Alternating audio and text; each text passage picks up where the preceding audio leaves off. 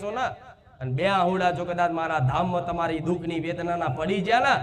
તો સુખી કરવા ગોડા હું રોમવારી મેલડી આવી મારા મેલડીના રામ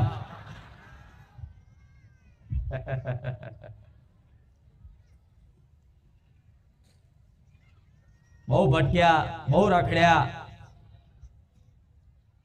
મંદિરો મંદિરો